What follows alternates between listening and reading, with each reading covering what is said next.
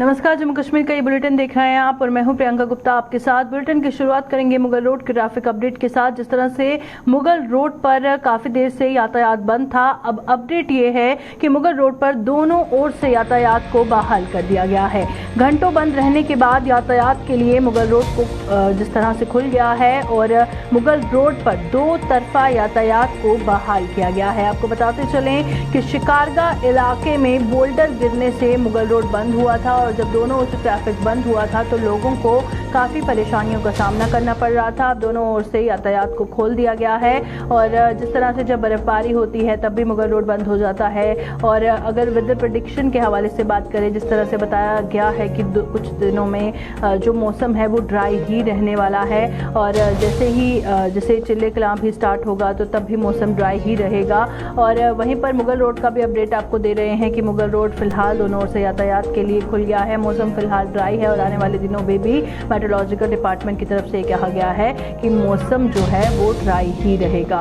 और वहीं पर तस्वीरें हम इस वक्त आपको स्क्रीन पर दिखा रहे हैं, दोनों ओर से यातायात को बहाल कर दिया गया है। तो चलिए हमारे साथ हमारे नुमाइंदे आकाश मलिक ज्वाइन कर चुके हैं। आकाश, फटाफट से अपडेट दीजिएगा मुगल रोड के हवाले से। हालांकि कितनी देर ये बंद रहा, अब दोनों ओर से ट्रैफिक को बहाल किया गया है, लोग कितने परेशान थे और अब कितनी सहूलियत है जब दोनों ओर से गाड़ियों की आवाजाही देखने को मिल रही है? मैं आपको मुगल रोड के हवाले से बताता चलूं। देर रात मुगल रोड पर एक स्लाइड आने की वजह से जो है ट्रैफिक को आमद रफ्त के लिए बंद कर दिया गया था देर रात में। तो अभी सुबह भी जो है मुगल रोड की मशीनरी लग के तो इस वक्त जो है जो स्लाइड थी उसको साफ किया गया है और इस वक्त जो है मुगल शाहरा पर जितनी भी गाड़ियां हैं वो ट्रैफिक के लिए बहाल कर दी गई है। बिल्कुल, ट्रैफिक के लिए बहाल कर दी गई हैं। और अब मौसम की भी अपडेट दीजिएगा ताकि अंदाजा लगाया जा सके कि क्या बर्फबारी हो सकती है, क्योंकि जब बर्फबारी होती है तब मुगल रोड को बंद कर दिया जाता है। और आम लोगों का क्या कुछ कहना है, बार बार जब रोड बंद होता है क्या कुछ परेशानियां उन्हें झेलनी पड़ती है? जी, मौसम के हवाले से बात करें तो आज मौसम थोड़ा साफ है और कुछ लोगों से भी हमारी बात हुई है। उनका ये कहना है कि थोड़ी सी स्लाइड आती है तो आने के बावजूद थोड़ी सी स्लाइड जब आती है तो उसी वक्त मुगल शाहरा को बंद कर दिया जाए। लोगों ने एक डिमांड की है, लोगों का ये कहना है कि जो मुगल रोड की जो मशीनरी है वो वहाँ ऑन द स्पॉट होनी चाहिए, कहीं पे भी स्लाइड हो आधे घंटे या 1 घंटे में रोड को क्लियर करना चाहिए। हालांकि देर रात जब ये रोड बंद हुई मुगल शाहरा के तमाम ऑफिसर्स को ये इत्तला किया गया था कि इस रोड को की क्लियरेंस जल्दी किया जाए, लेकिन सुबह से लेकर अभी तक 4 घंटे के बाद जो है इस वक्त मुगल रोड को खोल दिया गया है। चलिए, बहुत बहुत शुक्रिया आकाश ज्वाइन करने के लिए। आकाश मलिक जिस तरह से हमें जानकारी दे रहे थे, हमारे नुमाइंदे बता रहे थे कि 4 घंटे बंद था और उसके बाद मुगल रोड को अब खोल दिया गया है और शिकारगा इलाके में बोल्डर गिरने से जो मुगल रोड बंद हुआ था, दोनों ओर से यातायात को वहां पर बहाल किया गया है।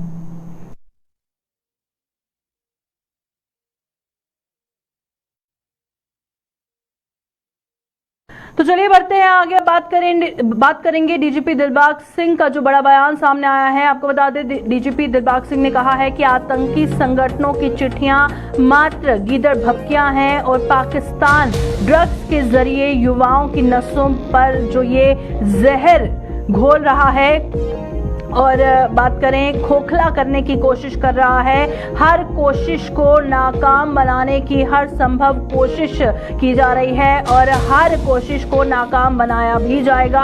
और जो चिट्ठियां हैं आतंकी संगठनों द्वारा जारी की जाती हैं, कभी थ्रेट्स दिया जाता है, कभी खौफ का माहौल पैदा करने की कोशिश की जाती है, ये मात्र गीदड़ भपकियां हैं और पाकिस्तान ड्रग्स के जरिए युवाओं की नसों को खोखला कर रहा है। ये बयान डीजीपी दिलबाग सिंह की तरफ से सामने आया है। और आपको बताते चले कि कठुआ में उत्तर भारत की सबसे बड़ी क्रिकेट टूर्नामेंट की शुरुआत है वो करवाई गई है। और कठुआ में जिस तरह से उत्तर भारत की सबसे बड़ी क्रिकेट टूर्नामेंट की शुरुआत की गई, वहां पर डीजीपी दिलबाग सिंह ने कहा कि आतंकी संगठनों की जो चिट्ठियां हैं या धमकी भरे पत्र जो आते हैं वो मात्र गीदड़ भपकियां हैं और पाकिस्तान ड्रग्स के जरिए युवाओं की नसों को खोखला कर रहा है। तो तस्वीरें इस वक्त हम आपको स्क्रीन पर दिखा रहे हैं कठुआ से, जहां पर उत्तर भारत की सबसे बड़ी क्रिकेट टूर्नामेंट की शुरुआत की गई है, जो कि एक अहम कदम भी माना जा रहा है। तो चलिए रुक करते हैं, हमारे साथ कठुआ से हमारे नुमाइंदे रंजीव ज्वाइन कर चुके हैं।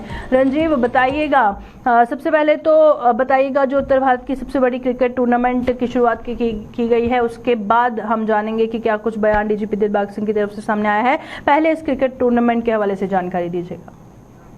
प्रियंका, मैं बताऊं कि ये 11वीं पुलिस शहीद मेमोरियल क्रिकेट टूर्नामेंट जो कठुआ के स्पोर्ट्स स्टेडियम में आज से शुरू हो गई, जिसका विधिवत उद्घाटन जम्मू कश्मीर पुलिस के डीजीपी दिलबाग सिंह जी ने किया। और इस मौके पर जो पुलिस महकमे के जितने भी शहीद हैं उनके लिए अलग से एक पंडाल बनाकर वहां पे उनकी तस्वीरों को पर श्रद्धांजलि और फूल अर्पित किए गए। और उसके साथ ही उसके बाद डीजीपी दिलबाग सिंह ने टीमों के साथ तारुफ करने के बाद इस टूर्नामेंट को आगाज करने का आदेश दिया। इस अवसर पर उन्होंने पुलिस महकमे के तमाम आला अधिकारी जो थे इस वक्त मौजूद थे। कठुआ के वरिष्ठ अधिकारी और जो इस क्रिकेट प्रतियोगिता को करवाने वाली वेलफेयर कमेटी है, शहीद क्रिकेट की जो वेलफेयर कमेटी, उसके सदस्य द्वारा भी इनको डीजीपी को सम्मानित किया गया। और इस मौके पर डीजीपी ने ये जो टूर्नामेंट जो है ये पिछले 11 सालों से लगातार हो रही है और ये नॉर्थ इंडिया की सबसे बड़ी टूर्नामेंट इसको घोषित किया गया है। 3.5 लाख रुपए का इनाम है जो विजेता को, और उप विजेता को 2.5 लाख रुपए।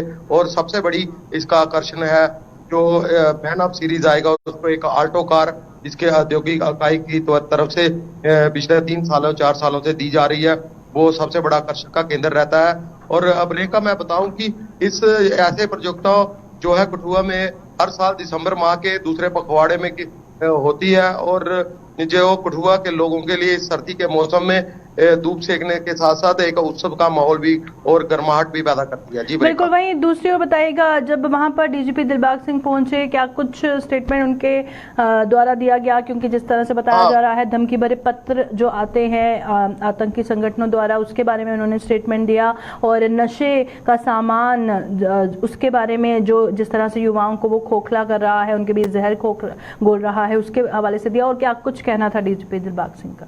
प्रियंका, मैं बताऊं कि इस उद्घाटन समारोह के बाद मीडिया से मुखातिब होते हुए डीजीपी दिलबाग सिंह से जब हम सवाल किए तो उन्होंने कहा, सीधा तौर पर कहना था कि टीआरएफ जैसे जो पेपर पर ही आतंकी संगठन अपने आप को दिखाते हैं, ये चिट्ठियां लिखकर यहाँ का माहौल खराब करने की और कोशिश करते हैं। लेकिन पुलिस ने इनकी हर जगह पर इस तरह से कमर तोड़ के रख दी है आतंकवाद की जम्मू कश्मीर में। और ऐसे लोग सिर्फ छुपकर चिट्ठियों के जरिए अपने आप को एक्टिव रखने की कोशिश करते हैं, लेकिन पुलिस इनके सभी मॉड्यूल को ध्वस्त करने में पूरी तरह से सफल हो रही है। और आने वाले दिनों में इसके जो आतंकवाद है ये पूरी तरह से इसका सफाया हो जाएगा। वही हमारे पड़ोसी मुल्क के बारे में बात करते हुए उन्होंने कहा कि पड़ोसी मुल्क अब सीधे तौर पर जब हमसे मुकाबला नहीं कर पा रहा, आतंकवाद को भी हमने पूरी तरह से रोक कर रखा हुआ है, उसके बावजूद अब ये नशे की तस्करी का सहारा ले रहा है। और जो नशे के नशीली दवाएं हैं उनका तस्करी कर कर जहाँ के युवाओं को नशे की तरफ धकेलने का जो काम किया जा रहा है, पुलिस ने उसकी तरफ काफी नकेल कसी हुई है। आए दिन इतनी ज्यादा मात्रा में ड्रग्स को पकड़ा है जो देश के दूसरे हिस्सों में सप्लाई होनी थी, उसको सप्लाई होने से भी रोका है। वही उनका कहना है कि जम्मू और श्रीनगर में बड़े बड़े जो ड्रग एडिक्टेड सेंटर जो हमारे पुलिस की तरफ से खोले गए हैं, उनके लिए वहां पे काउंसलिंग का पूरा इंतजाम है, स्टाफ पूरा है। अभी एक और खोलने की जो योजना है जम्मू के एरिया में, वो उसका भी जल्द ही क्रियान्वयन किया जाएगा। और हमारी पूरी कोशिश है कि युवाओं को नशे से जैसी इस बीमारी लाइलाज बीमारी से बाहर रखना। और लोगों का उनको यही संदेश है कि खेल जो है एकमात्र ऐसा सहारा है जो बच्चों को इस नशे जैसे दुष्प्रभावों से दूर रख सकता है। जी प्रियंका, चलिए बहुत बहुत शुक्रिया ज्वाइन करने के लिए रंजीव मेहता हमारे साथ ज्वाइन किए हुए थे हमारे नुमाइंदे। और जिस तरह से वो जानकारी दे रहे थे डीजीपी दिलबाग सिंह का क्या कुछ बयान वहां पर सामने आया। और कठुआ में उत्तर भारत की सबसे बड़ी क्रिकेट टूर्नामेंट की जो शुरुआत की गई है, उससे वहां पर खुशी की लहर है।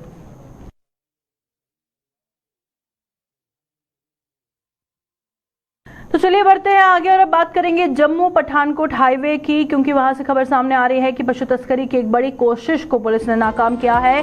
सांबा में गगवाल नाके पर पुलिस ने पशु तस्करी पर पानी फेर दिया और एक बड़ी कोशिश को नाकाम बनाया है। ट्रक में कश्मीर लेकर जिस तरह से 16 मवेशी ये ट्रक लेके जा रहे थे और उन्हें बरामद किया गया है।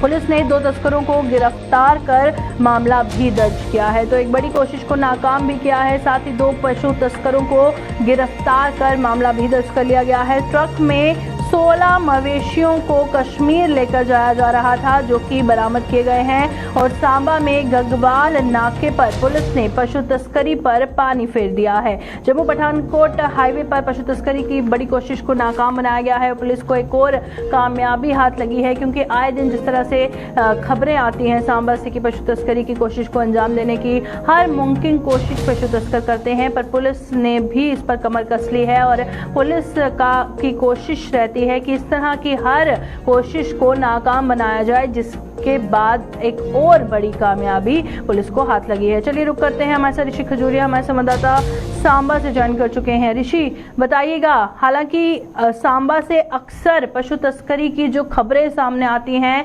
और साफ तौर पर जाहिर होता है कि हर दूसरे तीसरे दिन किस तरह से इस तरह की कोशिशों को अंजाम देने की कोशिश की जाती है, और इसी बीच पुलिस ने कमर कसी हुई है, अलर्ट है और एक और कोशिश पर पानी फिरा है, क्या कहेंगे?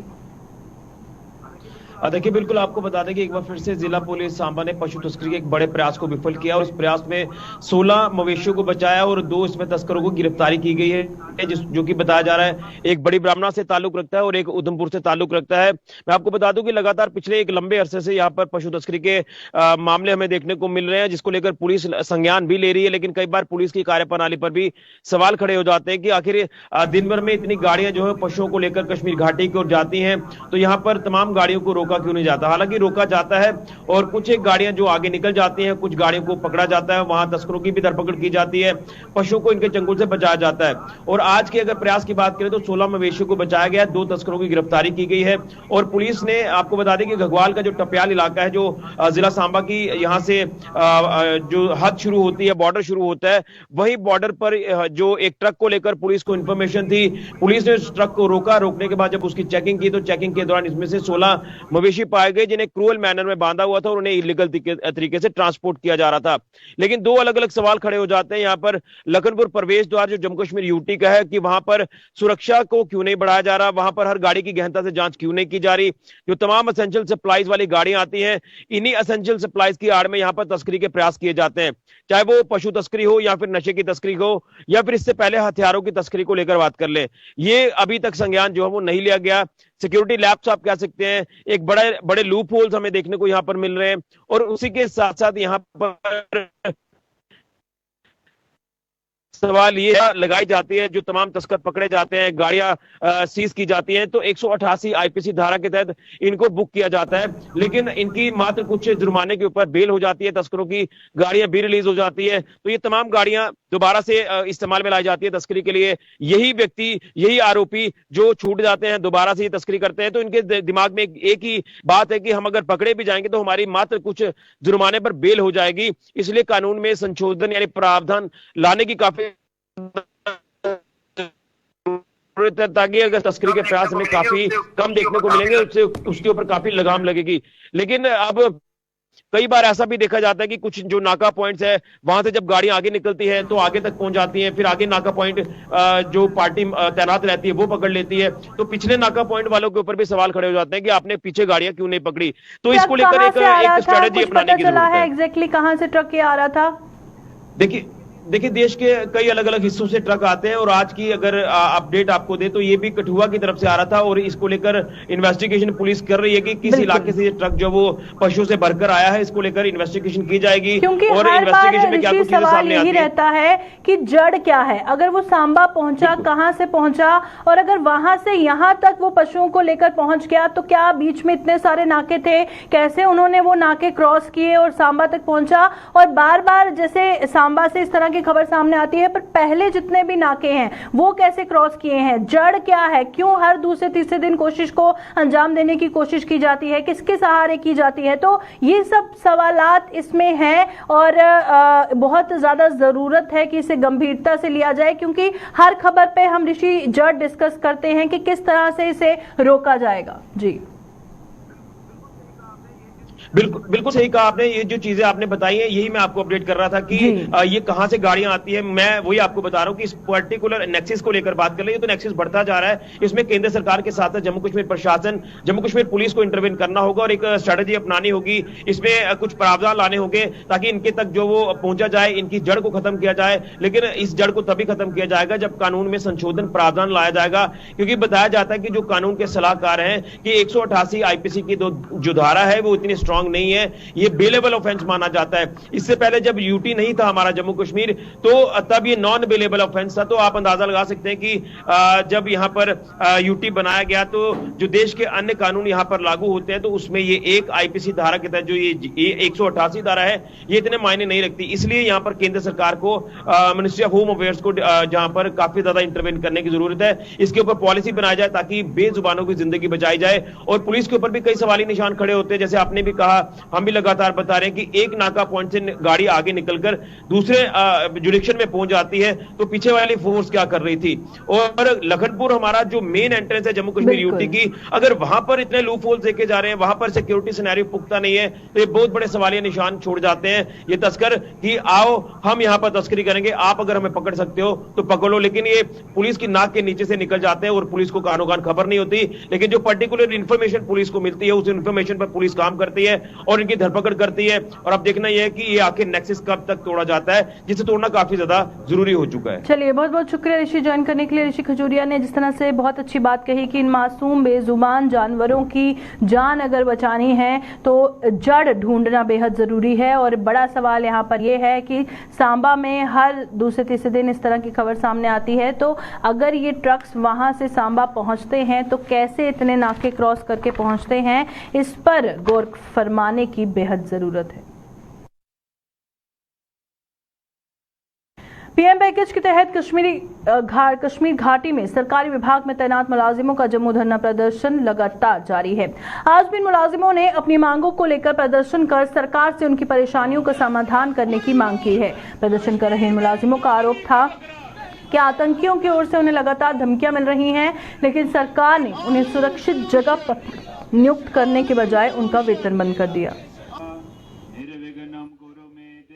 तो आप सबको पता है कि 90 में ऑलरेडी हम लोग कितने लोगों को गंवा चुके हैं, कितने रेप्स, मर्डर्स हुए, और अब हमारी फैमिलीज़ में ये थ्रेट लेटर्स आना तो लोगों की बहुत बुरी हालत है। मेंटल ट्रॉमा से सब लोग गुजर रहे हैं, बहुत डर का माहौल है। क्योंकि पहले तो जो थ्रेट लेटर्स आया करते थे उस पर कश्मीरी पंडित मेंशन होता था, अब तो सीधे नाम और एड्रेस के साथ थ्रेट लेटर्स आ रहे हैं। तो लोग बहुत डरे हुए हैं। साथ में आप जानते हैं कि ऑलरेडी सैलरीज बंद है, बाकी इश्यूज़ हैं, तो इन सब चीज़ों पर गौर करना चाहिए सरकार को। एलजी साहब को देखना चाहिए कि ऐसे माहौल में हम लोग वहाँ वापस नहीं जा सकते जब थ्रेट लेटर्स आ रहे हैं। तो प्लीज़ इन चीज़ों का संज्ञान लें और हमारी सैलरीज को भी रिलीज़ करें, उसके बाद जो जेन्युइन डिमांड है उसको पूरा करें। ये मिलिटेंट ऑर्गेनाइजेशन हमें धमकियां दे रही हैं, ये थ्रेट्स दे रही हैं कि एक ना एक दिन, अभी हम आपको सिर्फ चेतावनी दे रहे हैं लेकिन इसको हम एग्जीक्यूट भी जल्द से जल्द करेंगे अगर ये रास नहीं आए तो। सरकार से फिर से हमारी यही गुहार है कि अभी हमारे लिए माइनॉरिटीज़ के लिए कश्मीर में रहना या कश्मीर में काम करना ठीक नहीं है। सुरक्षा तंत्र को थोड़ा और स्ट्रेंथन किया जाए। जब हमारे लिए वहाँ पे काम करना ठीक रहेगा, ये सिक्योरिटी थ्रेट्स, ये सिक्योरिटी जो मिलिटेंट थ्रेट्स आना बंद हो जाएंगी तो हम वहाँ काम करने के लिए ज़रूर तैयार हैं। नियमित करने सहित अन्य मांगों को लेकर सिंचाई विभाग के डेली वेजरों का धरना प्रदर्शन लगातार जारी है। जम्मू में आज 123वें दिन भी इन डेली वेजरों ने अपनी मांगों को लेकर जम्मू में प्रदर्शन किया और उन्होंने आरोप लगाया कि वो पिछले 123 दिन से अपनी मांगों को लेकर प्रदर्शन कर रहे हैं, लेकिन सरकार अपने रवैये से टस से मस नहीं हो रही। सबका साथ और सबका विकास का दावा करने वाली सरकार पिछले 8 वर्षों से उनके लिए कोई पॉलिसी नहीं बना पाई है, जिससे उनमें भारी मायूसी है। आज हमें यहाँ पर बैठे हुए 123 दिन हो गया है, मगर प्रशासन का कोई भी बंदा हमारी सुध लेने के लिए हमारे पास नहीं आया। मैं आपके माध्यम से ये कहना चाहता हूँ एलजी मनोज सिन्हा साहब कृपा करके हमारे जो 61,000 डेली वेजर हैं, कृपा करके उनका भी कोई संज्ञान लीजिए, उनके हक में भी कोई फैसला लाइए जनाब आला। पुल और बड़े बड़े उद्घाटन तो हो चुके, मगर जो रोजी रोटी का सवाल है इनके बारे में भी कोई फैसला लाइए, ताकि ये जो 61,000 डेली वेजर है, ये जो बड़ा दुखी हो चुका है, ये भी सुख की सांस ले सके। मैं बस इतना ही कहना चाहता हूं सर जी। जम्मू कश्मीर और लद्दाख में फिल्म उद्योग को बढ़ावा देने के लिए सरकार के साथ साथ भारतीय सेना सहित कुछ अन्य संस्थाएं व फिल्म निर्माता लगातार प्रयास कर रहे हैं। इस उद्देश्य को लेकर भारतीय सेना की उत्तरी कमान द्वारा दिल मांगे मोर शॉर्ट फिल्म फेस्टिवल का आयोजन किया गया, जिसमें ओमपाल संब्याल की शॉर्ट फिल्म द रोड को पहला स्थान, शेखर की फिल्म हेरत को दूसरा, जबकि राजीव वोरा की फिल्म आफ्टर पुलवामा ने तीसरा स्थान हासिल किया।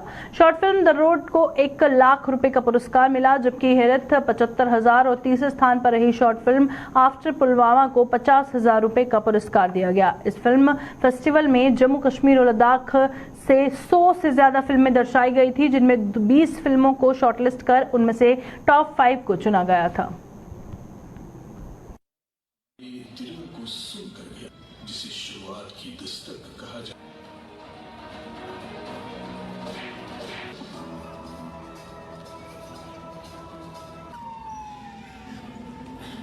कुछ करे हुजूर? शायद दो भाई। मैंने कहा ना, तू चल यहाँ से।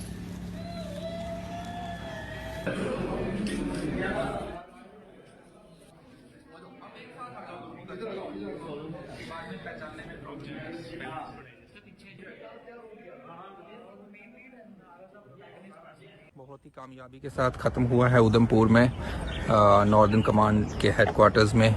Northern command of Indian army ने इस फेस्टिवल को ऑर्गेनाइज किया था और ये अपने आप में एक नए किस्म का इनिशिएटिव है जो मैंने कभी नहीं सुना कि ऐसा कभी हुआ हो। आर्मी ने यहाँ के जम्मू कश्मीर और लद्दाख के यूथ को अपलिफ्ट करने के लिए, उनके टैलेंट को बाहर लाने के लिए ये एक कंपटीशन शुरू किया था, जिसमें हम लोगों ने जगह जगह जाकर ट्रेनिंग्स दी लोगों को फिल्में बनाने के लिए, और हमने उनको इनकरेज किया कि वो अपने मोबाइल फ़ोन से या जो भी अवेलेबल कैमरा हो उससे फिल्म बनाएं। और हमें ये कहते हुए बहुत खुशी हो रही है कि 100 से ज़्यादा फिल्में बनी हैं पिछले 1 महीने के अंदर, और वो फिल्म्स जो हैं हमने देखी, बहुत ही बेहतरीन फिल्में बनाई हैं। पुंछ, राजौरी, सुरनकोट, जम्मू, डोडा, भद्रवाह, श्रीनगर और लद्दाख और दूसरे इलाकों से, और बेहतरीन फिल्में थी। उनको चुनना भी हमारे लिए बहुत मुश्किल था, उनमें से बेस्ट 3 चुनना या बेस्ट 5 चुनना। बहुत ही अच्छी बेहतरीन फिल्में, बेस्ट 3 फिल्में जो थी, द रोड, आफ्टर पुलवामा और हैरत, ये 3 फिल्में बेस्ट फिल्म चुनी गई जिनको कैश प्राइजेस मिले। उसके अलावा 3 फिल्में और चुनी गई जिनको जो है मेंटरशिप मिलेगी। इन पूरे 5 से 6 फिल्म मेकर्स को, इम्तियाज़ अली, उमेश शुक्ला। दिल मांगे मोर, इंडियन आर्मी ने जो हमारे नौजवानों को, जम्मू कश्मीर के नौजवानों को प्लेटफॉर्म दिया है, मैं कहता हूँ ये बहुत ही कमाल प्लेटफॉर्म है। और आज हमारे बीच में टॉप 5 फिल्में आई हैं, और उन टॉप 5 फिल्मों में से 3 फिल्मों को अवार्ड से नवाजा गया है, जिसमें कैश प्राइज़ दिया गया है उनको। और उनमें से एक फिल्म आफ्टर पुलवामा जो राजीव वोरा जी ने बनाई है, बहुत ही कमाल फिल्म है। मैं आपको ये बताना चाहता हूँ कि जम्मू कश्मीर में टैलेंट की कमी नहीं है, लेकिन आज तक ऐसा प्लेटफॉर्म नहीं था कि जो हमारे नौजवानों को फिल्म मेकिंग के लिए ये बताता कि भाई फिल्में बनती हैं और फिर कहाँ दिखाई जाती हैं। तो मैं इंडियन आर्मी का तहे दिल से शुक्रगुजार हूँ जिन्होंने जम्मू कश्मीर के अंदर ये फिल्म फेस्टिवल दिल मांगे मोर यहाँ पे रखा, और हमारे नौजवानों को एक मौका मिला जिन्होंने ये फिल्में बनाई और अपनी फिल्मों को इसके माध्यम से लोगों को दिखाया है। ये फिल्में जो 5 लोग आए हैं, इनको दिल मांगे मोर फिल्म फेस्टिवल के जो ऑर्गेनाइज़र हैं राहुल बाली जी, वो अलग अलग दुनिया के फेस्टिवल में लेके जाएंगे। अलग अलग जितने दुनिया के तमाम फेस्टिवल हैं उनमें उनको साथ में लेके ये बताया जाएगा कि फिल्में कैसे बनती हैं और फिल्मों में कैसे काम किया जाता है। जम्मू के ब्लॉक मड़ की पंचायत मकवाल के वार्ड नंबर 3 के लोगों के मुताबिक क्षेत्र के 3 गांवों पर तवी नदी में बाढ़ का खतरा मंडरा रहा है, लेकिन बाढ़ नियंत्रण विभाग इसकी ओर कोई भी ध्यान नहीं दे रहा। ग्रामीणों का आरोप है कि वो कई बार बाढ़ नियंत्रण विभाग के अधिकारियों से भी गुहार लगा चुके हैं, लेकिन अभी तक विभाग इस मामले में कोई भी कदम नहीं उठा पाया है। हमारी कोई सुनता नहीं है। मैं 2-3 बार हम गए उधर, लेकिन फ्लड वाले बोलते हैं भाई आज एप्लीकेशन दो, 1 महीने के बाद 2-3 बार हमने प्रोटेस्ट किया। आज मीडिया वालों के साथ हमें नौबत पड़ी है। एक तो हमारी पंचायत पड़ती है मकवाल, हमारी बाढ़ बढ़ गई तवी के परवार।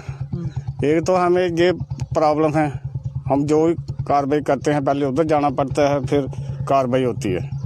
लेकिन फ्लड वालों ने हमारी एक नहीं सुनी। 3 बार हमने एप्लीकेशन दी है। मैं इस गांव का मुखिया हूं, लेकिन एक बार नहीं उन्होंने टच किया। फिर हमने ये कदम उठाना पड़ा मीडिया की तरफ से। जनाब से रिक्वेस्ट करता हूं, प्रधानमंत्री साहब से भी, और जो अपने स्टेट के J&K स्टेट के गवर्नर साहब हैं उनसे भी। हमने 4 साल हो गया इस फ्लड के बारे में यहाँ ठोकरें वगैरह पूरा प्रावधान दिया है बनने के लिए, मगर वो हमारा पता नहीं कहाँ चला जाता है। जितनी बार हम जाते हैं तो यही हमें श्वासन दिया जाता है नई एप्लीकेशन दो, तो पुराने वाली कहाँ चली जाती हैं। एस्टीमेट भी बनता है उसका, सब कुछ होता है, मगर हमारे गाँव को इतना खतरा है कि कभी भी वो बह सकता है। अगर ऊपर से जिस दिन ज़्यादा पानी आया तो हमारे 2-3 गाँव हैं जो बिल्कुल बर्बाद हो जाएंगे। तो इसलिए मैं मोदी साहब से ये कहता हूँ और गवर्नर साहब से, साथ में हमारे नज़दीक डिफेंस पड़ता है। फौज के लिए डिफेंस की प्रोटेक्शन बहुत ज़्यादा होती है, क्योंकि कल को आने वाले समय में कोई ऐसा खतरा होता है तब फौज विदाउट वेपन और डिफेंस नहीं लड़ सकती। तो ये तो गवर्नमेंट को सबसे पहले देखना चाहिए इसको, अपना देखना। अभी की बुलेटिन में फिलहाल इतना ही। दीजिए इजाजत, नमस्कार।